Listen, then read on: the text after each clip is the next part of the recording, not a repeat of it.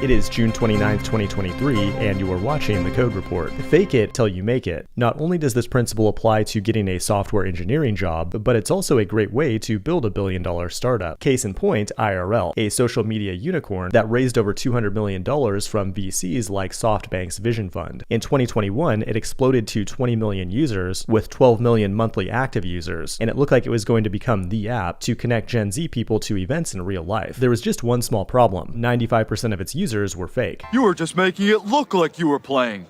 You're a phony! And as of yesterday, it's been permanently shut down. Not even a giant pile of money to burn through could save it. The company was founded by a visionary leader, Abraham Shafi, who was once praised by Forbes, just like other visionary leaders like Sam Bankman-Fried and Elizabeth Holmes. But back in April, the IRL board suspended him for misconduct because apparently it's illegal to mislead investors by creating fake users. And the SEC has launched an investigation, and if any rich people lost money, they'll definitely bring him to justice. The problem with venture capital is that when you take the money, you either grow or die. There isn't much middle ground, especially for an app without revenue. If your app isn't growing but you still want to be rich, you need to learn about growth hacking. What you do is create a for loop that runs 20 million times, ideally in JavaScript, and then for each iteration in that loop, you create a new user record in the database with a fake name and anime profile image. You then present this database on your pitch deck, and then a few days later you should get a check from Silicon Valley Bank for millions of dollars. You'll want to take that money and hire a bunch of product managers that do absolutely nothing for $300,000 a year, while funneling some of this money to offshore accounts and untrackable cryptos. Eventually you will get caught and go to jail, but you should only have to do a few years in a white-collar prison camp, which is more like a vacation resort. When you get out, you'll be rich and you can repeat the cycle. In reality though, the most difficult objective for any app developer is not the software development itself, but building up an actual user base. Writing code and allocating money for a business is actually not as hard as you think. Like, imagine you had $10 million and 10 software engineers right now. How would you turn those resources into an actual business that attracts a loyal user base? In all likelihood, you would fail, as most startups do. And that's why fake engagement on the internet is a huge business. And now it's easier than ever with artificial intelligence. Like, there's this Twitter clone called Chirper that's entirely inhabited by AI. And there's still a thriving black market where people buy things like Facebook likes and Amazon reviews that are often run by real humans in these engagement farms where one person could easily pretend to be 100 people. IRL is not the only company out there inflating its numbers. You've also got Aussie that was claiming 50 million users when the truth was likely less than 1 million. You've also got another Forbes 30 under 30 who stole $175 million from JP Morgan by inflating its user base. And even big public companies like Block have been accused of overstating numbers with fake and duplicate accounts. And people have long suspected that apps like Facebook and TikTok fake their engagement, but we don't have enough evidence to prove it yet. And of course, there's the dead internet theory, where some people speculate that almost all of the content on the internet is bot activity and automatically generated by AI. Like, there's no way 2 million real humans subscribe to my channel. I think the real number is more like 12, which is still impressive considering I'm not a real human myself, but I'm just gonna fake it until I make it. This has been the Code Report. Thanks for watching, and I will see you in the next one.